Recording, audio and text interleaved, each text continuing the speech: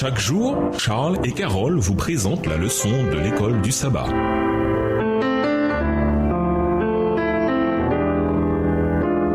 Bienvenue dans votre émission. Dieu nous parle. Nous voilà à la leçon de mardi, l'appel d'Abraham. Suivant l'appel de Dieu, Abraham entra dans le pays où Dieu lui avait donné l'ordre d'aller. Cependant, dès le départ, les choses ne se passèrent pas très bien. Il arriva là où Dieu lui avait dit d'aller. Mais d'après la Bible, les Cananéens étaient alors dans le pays. Genèse 12, verset 7. Les Cananéens étaient des païens connus pour leur cruauté et leur violence. Pas étonnant que juste après l'arrivée d'Abraham, le Seigneur lui soit apparu en lui disant « Je donnerai ce pays à ta descendance ». Genèse 12, verset 7. Sans aucun doute, Abraham avait besoin de cet encouragement. Mais les choses ne s'arrangèrent pas pour lui pour autant, du moins au début. Lisons Genèse 12, verset 10 à Genèse 13, verset 1. Que lui est-il arrivé ensuite et quelles erreurs cet homme de Dieu a-t-il commises? Genèse 12, verset 10 à Genèse 13, verset 1. Il y eut une famine dans le pays, et Abraham descendit en Égypte pour y séjourner, car la famine était grande dans le pays. Comme il était près d'entrer en Égypte, il dit à Sarai,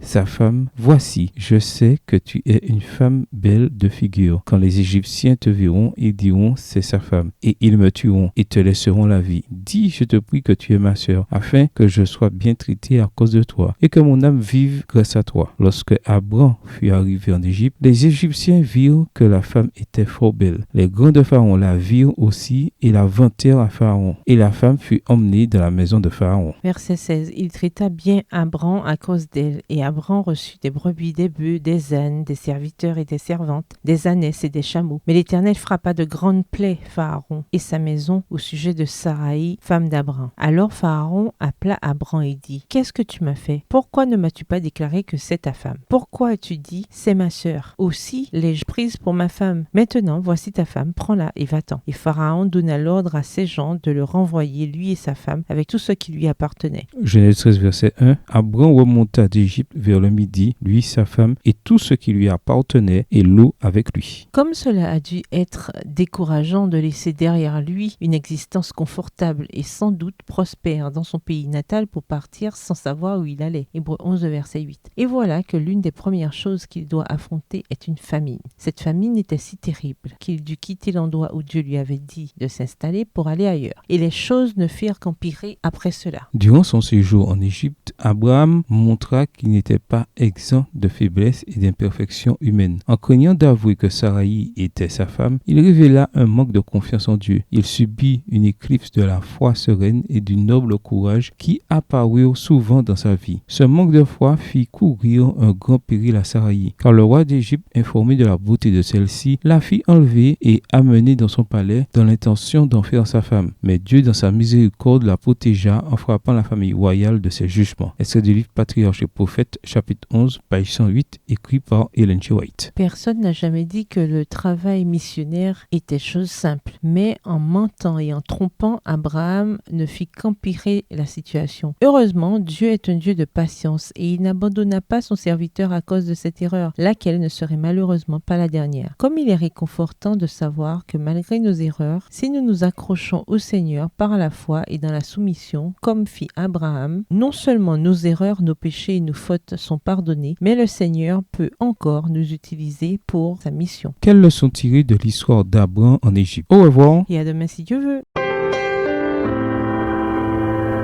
Dieu nous parle.